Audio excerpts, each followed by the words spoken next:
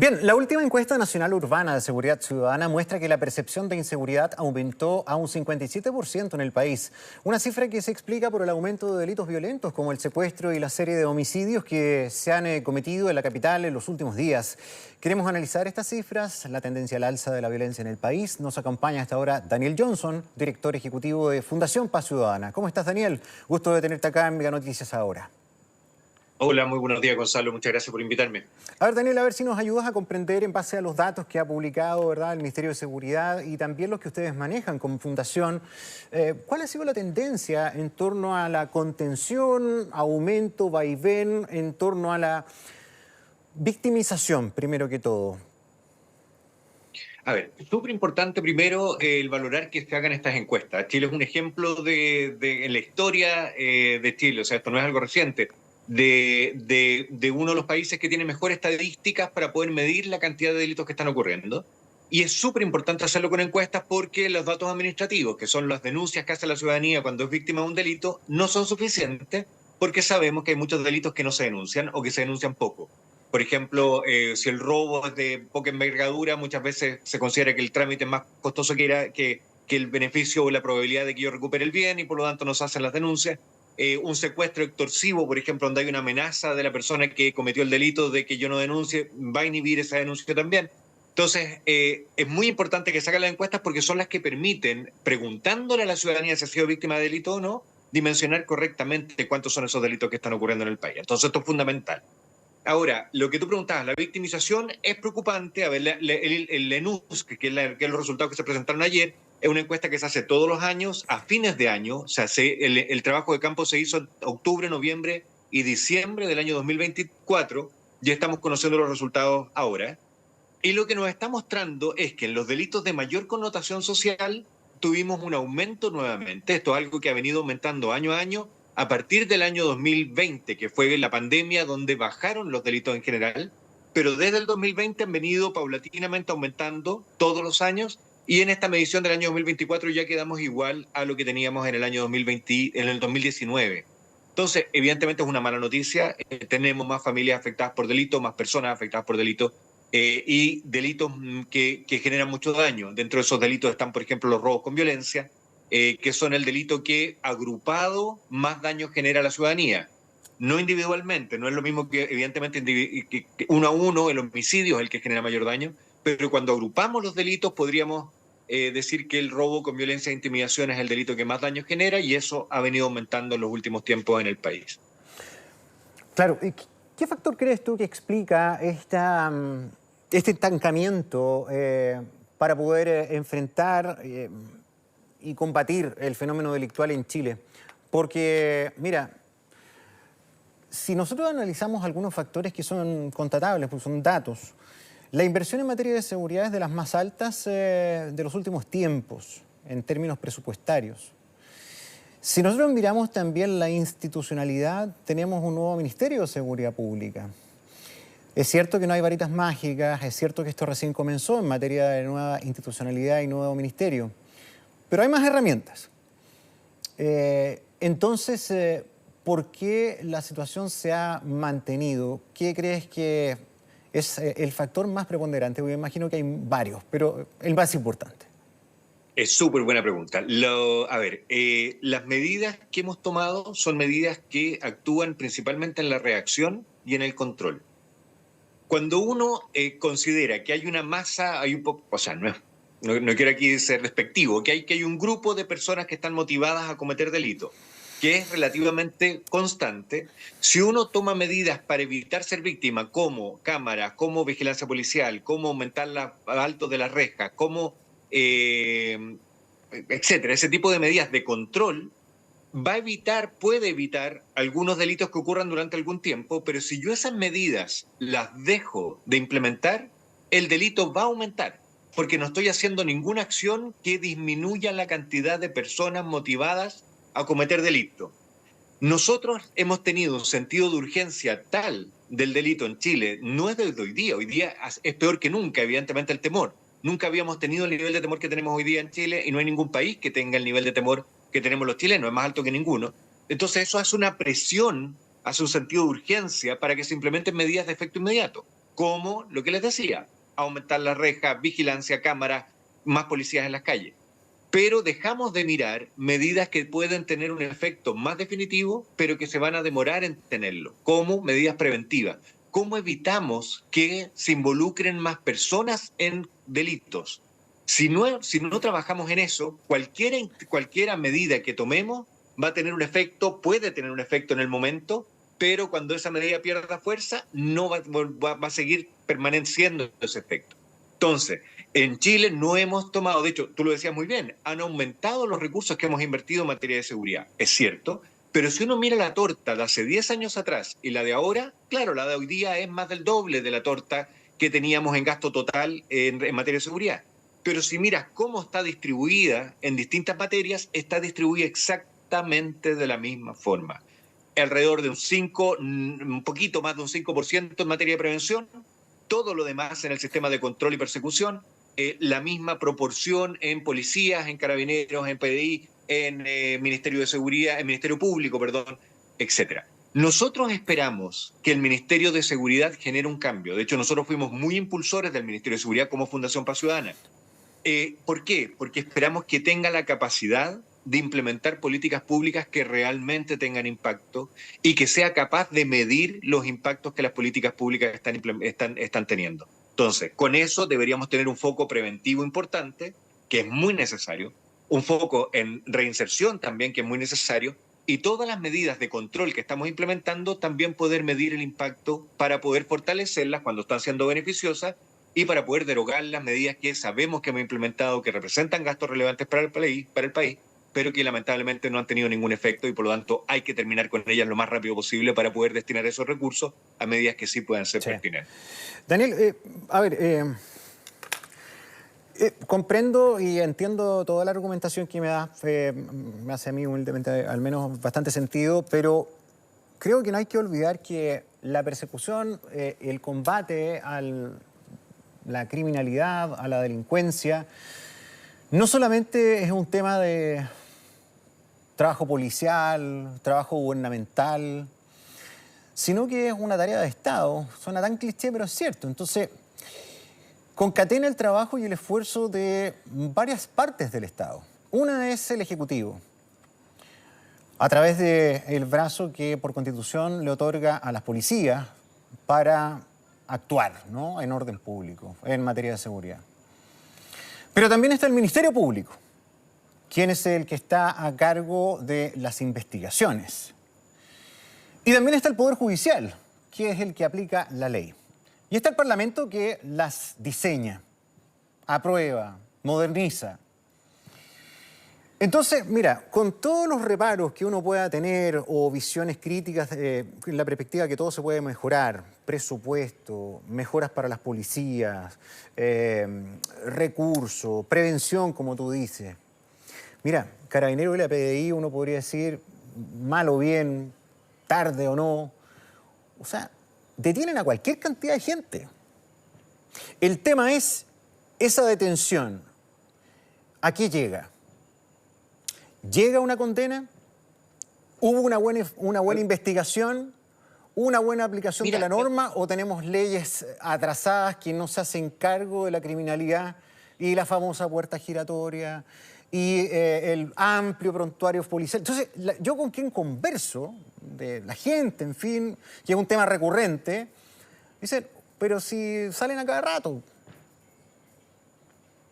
Hay una percepción que no es tan real. Hay que tener cierto cuidado con lo que nos muestra la estadística. Ya. Por un lado, Chile es el tercer país de todos los países de la OCDE que más personas privadas de libertad por habitante tiene. Más de 200, que creo que estamos en el orden de 300 ya. 300 privados de libertad cada 100.000 habitantes. Ya. Solo Estados Unidos e Israel tienen más personas privadas de libertad que Chile.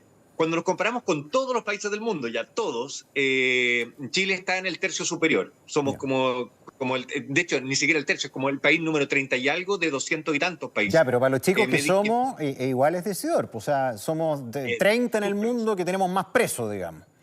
O sea, no, es lo que sí es no por tamaño, porque está corregido por tamaño. Ya. En cantidad, en relación proporcional. Pero es proporcional, pero estamos en el tercio superior. Claro, igual. Entonces, no ese mito de que Chile es un país que prisioniza poco, no es real. Chile prisioniza mucho y de hecho lo que tenemos hoy día en las cárceles es un problema gigante porque tenemos mucha cantidad de presos y no podemos segregar correctamente, entonces no podemos reinsertar tampoco porque si están ahí mismo conversando las mismas organizaciones intelectuales que operan afuera, empiezan a operar adentro de las cárceles, evidentemente no solucionamos el problema. Entonces tenemos que... Es que ahí tenemos dos focos, perdón, Daniel, para no perder el hilo de que tú estás desarrollando. Uno, es que no hemos sido capaces, y la verdad es que es bien lenta la cosa, de poder ampliar y modernizar nuestro sistema penitenciario. Hay colapso, hay contaminación criminógena, hay poca selectividad, ¿verdad?, de la distribución de los delincuentes, hay orquestación de delitos que se hacen desde el interior de las cárceles, un sistema de caída de señal que ha funcionado más o menos, no más, todavía incompleto. Y lo otro es el garantismo. Hay mucha gente que percibe que tenemos una justicia garantista y sienten que se le da más oportunidad al delincuente o hay más preocupación por cumplir esos preceptos que las garantías para el propio ciudadano. Efectivamente. A ver, lo primero, sí, efectivamente tenemos un sistema penal que no tiene la capacidad de poder cumplir con los dos roles que tiene. Uno es custodia y el otro es reinserción. De hecho, es la misión de la misma gendarmería. Tiene las dos misiones. Cuando una persona se escapa de la cárcel, sí, hay un gran problema, grito en el cielo y todas las medidas para recuperarlas rápidamente y ahí sí opera el sistema. Pero si una persona no es reinsertada y vuelve a cometer delito, eso es algo que nadie le pasa la cuenta a ninguna institución. Eso, o sea, como que Gendarmería no tuviera esa responsabilidad. Y ahí hay a ver, es un gran tema, pero el tema de la reinserción en Chile no está operando y no es que no se hagan esfuerzos de nuevo, pero los esfuerzos que se hacen son en medidas que la verdad no tienen un impacto muy positivo en evitar que una persona vuelva a delinquir. Normalmente son medidas, por ejemplo, enseñar un trabajo, pero la verdad es que lo que motiva a una persona a delinquir no es necesariamente el no saber en qué trabajar, sino que más bien en que tienen otros problemas como adicciones, como problemas de pensamiento antisocial y que necesitan otro tipo de tratamiento, no necesariamente, no solo enseñan a trabajar. Entonces hay un gran problema de que las cárceles y el sistema carcelario, el sistema penitencial tenemos que repensarlo y ojalá tener un servicio especializado en reinserción que le podamos pasar la cuenta en el minuto en que una persona vuelva a delinquir porque significa que hay un trabajo que no se hizo suficientemente bien. Ahora, la percepción de que aumentar las penas y las sanciones es efectiva en disminuir la cantidad de personas que se vinculan al delito no es tan real tampoco, lamentablemente. Sería súper fácil que uno dijera ya, vamos a aumentar las penas, entonces van a disminuir automáticamente los jóvenes que se involucran en delito, pero eso no pasa porque de nuevo los factores que hacen que un joven, un cabro de 12, 13, 14 años se involucre en conductas delictuales no pasan porque esté evaluando correctamente el riesgo. Entonces, si yo aumento el riesgo, esa persona no va a delinquir. No, los jóvenes normalmente cometen delitos por pertenecer a un grupo y que eso, el mayor dolor que tiene un joven es no tener un grupo de referencia. Entonces, si el grupo de referencia que encuentro delinque, voy a participar en delito independiente que la pena sea más alta o no. Entonces, tampoco voy a evitarlo de esa forma. Y el tercer componente, entonces, ahí hay que hacer prevención temprana, eso ya lo habíamos dicho. Y el tercer componente que tú planteabas muy bien, que las cárceles también, uno de los fines de la cárcel evidentemente debería ser el incapacitar a la persona para que cometa delito. Incapacitar en el sentido de que está privada de libertad y por lo tanto no va a poder estar la ciudadanía expuesta a que esa persona le cometa un delito. Pero las tecnologías hoy día han limitado el efecto incapacitador de las cárceles. Como tú muy bien lo decías, se han tratado de instalar, en Santiago tenemos algunas cárceles con esos sistemas de control de señales, pero la verdad no es suficiente y sabemos que hay muchos delitos que se están cometiendo desde las mismas cárceles y no es por un tema de que sean permeables solamente, sino que se hacen permeables porque son personas las que administran las cárceles y esas personas frente a amenazas de las organizaciones delictuales que están presentes en las cárceles sucumben. Y permiten el ingreso de celulares y permiten el ingreso de drogas incluso y de la comisión de delitos dentro de las cárceles porque están amenazados. ¿Daniel? Entonces, tenemos que hacer una reforma del sistema penitenciario importante en Chile. Estamos ahí en una deuda muy grande y eso sí va a ayudar a evitar delitos en el futuro. Sí, ¿sabes qué? Yo no... A ver, es como un poquito desesperante esta cuestión porque... Ves que hago una entrevista en materia de seguridad, uno termina con la sensación de que esta cuestión es como una carretera. A esta altura del partido, porque delincuencia siempre ha habido, va a haber, ¿verdad?, en Chile y en todo el mundo. Pero da la impresión que en el pie que estábamos nosotros en el país es como que agarramos una carretilla con agua. O sea, no hay cómo no se te caiga por un lado el agua. O sea, de verdad que es inmanejable porque son tantas aristas, son tantos factores que cuesta mucho abordarlo. Luego, teníamos delincuencia siempre, fue aumentando. El problema es que acá llegaron actores externos que vinieron solamente a cometer crímenes. No vinieron a buscar oportunidades, no, vinieron a cometer crímenes.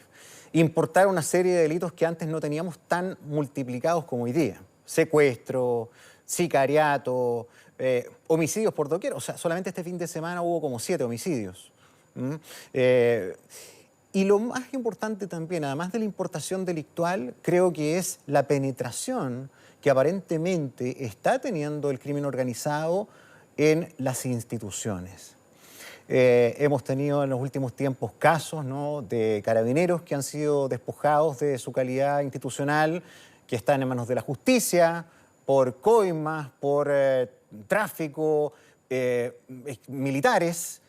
Ahora último la noticia de miembros de la Fuerza Aérea. Entonces, esto empieza a tener un comportamiento que veíamos como muy lejano cuando observábamos la realidad colombiana y de otros países de la región.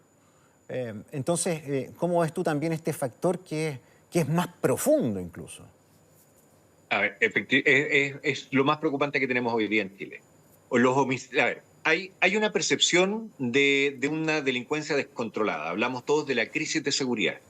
Y para que no quede esa sensación de que es inabordable de la carretilla con agua, tenemos que estudiar bien cuáles son los problemas más relevantes y empezar a apuntar los esfuerzos hacia resolver esos problemas primero y después vamos abordando los otros. Criterios de priorización son súper necesarios para el sistema de seguridad. Y para eso tenemos que entender cuáles son las dinámicas intelectuales y cuáles son las que están generando mayor daño hoy día en Chile. El aumento de homicidios, sicariatos, secuestros y todos los delitos que son asociables a crimen organizado es un gran problema. Está efectivamente vinculado a organizaciones internacionales que han ingresado al país y también está vinculado a organizaciones históricas que han operado en Chile en ciertos territorios también. O sea, hay clanes familiares chilenos que están también actuando con mucha violencia, tienen mucho acceso a armas hoy día y están compitiendo entre ellos. Nuestro Ministerio Público es una institución que funciona. Eso es una buena noticia. En Chile, a diferencia de muchos otros países, hemos detectado celdas del Tren de Aragua, se ha podido establecer el vínculo y están cumpliendo condena en las cárceles, con los problemas que ya hablamos de las cárceles que hay que solucionar. Pero ese sistema de persecución en Chile actúa y funciona. El problema es que, claro, ¿qué es más? ¿El flujo de ingreso que estamos teniendo de este tipo de organizaciones o la capacidad que tiene el Ministerio Público de hacerse cargo?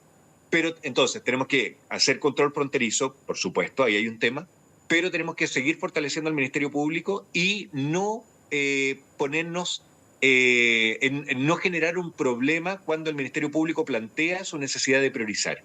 El Ministerio Público acaba de presentar una política de persecución penal que establece criterios de priorización y uno de los criterios es las organizaciones delictuales y delitos que están generando mayor daño y eso es importante que se haga así.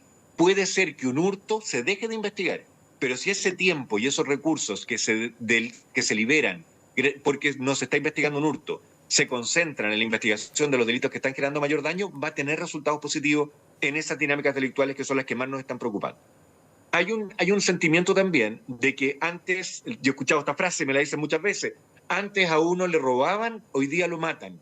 La verdad es que hay que poner paños fríos también. Es cierto que han aumentado los homicidios, eso es gravísimo, pero esos homicidios que han aumentado están concentrados en ciertos lugares y en general el aumento se produce en personas que están vinculadas a organizaciones delictuales. Los homicidios que conocimos este fin de semana, terrible, el papá y la niñita. Sí. Perdón, pero el papá estaba vinculado. Ella evidentemente era una víctima totalmente inocente, pero el papá estaba vinculado a una organización delictual. Y eso suele pasar. Y cuando hablamos de que este fin de semana tuvimos 7 homicidios, sí, cuando tenemos tasas del 6 homicidios cada 100.000 habitantes, que es la que estamos teniendo los últimos años, tener 3 homicidios al día es el promedio. Entonces, en un fin de semana vamos a tener 10 homicidios si se mantienen esas tasas que son de 6 homicidios cada 100.000 habitantes año. Y ahí es donde tenemos que hacer el esfuerzo. Entonces, en estas organizaciones delictuales que están generando estos delitos y seguir investigándolos con fuerza para poder disminuirlos. Entonces, quiero dar la sensación de que si uno visualiza que el problema está, que es grave, que es urgente, que tenemos que abordarlo, pero que es identificable dónde está el problema en ciertos territorios con ciertos tipos de delitos, se hace abordable por las instituciones del sistema de seguridad y justicia. Se hace abordable por las policías, se hace abordable por el Ministerio Público. No es algo que esté expandido y que toda la ciudadanía esté afectada brutalmente, no, los delitos más violentos están concentrados, pero eso implica tener herramientas de concentración de acciones en esos territorios. Claro. Y no una pelea de que todos los alcaldes peleen por tener recursos en su comuna, no. Aquí tenemos que darle la posibilidad al Estado, y como tú muy bien decías, son políticas de Estado, para que concentre los esfuerzos en los lugares donde están concentrados los problemas delictuales focalización, más dañinos para la ciudadanía. Trabajo territorial, bueno, investigación, ¿no? Daniel, finalmente, mira, no sé, se me ocurre esta última pregunta. Son tantos elementos y tantas aristas que te pido una. Si en este minuto te nombraran a cargo de tomar el problema de seguridad, imagínate nombrar al ministro para ponerle así como una figura institucional. Daniel Johnson, nuevo ministro de Seguridad Pública. ¿Cuál sería la medida más importante y primera que tomarías para enfrentar esta carretilla con agua? Lo primero sería, a ver, hay que terminar con el problema. A ver, es difícil la pregunta, pero son yo separaría dos mundos. Uno es, tenemos que evitar que sigan ocurriendo delitos más dañinos que están operando hoy día en los territorios y por lo tanto, eso se resuelve con medidas que hayan tenido evidencia internacional de éxito, patrullaje policial concentrado, pero evitar que Carabineros tenga hasta más de 200 funciones, sino concentrar los esfuerzos policiales, asignando recursos en los lugares donde están concentrados los delitos más violentos y que están creando mayor daño. ¿Le sacaría funciones a Carabineros? Primero. Por ejemplo, ¿le sacaría funciones a Carabineros en términos, no sé, del control de tránsito, como lo hacen en España, que hay una policía civil, una guardia nacional, si no me equivoco? Por supuesto, ¿cierto?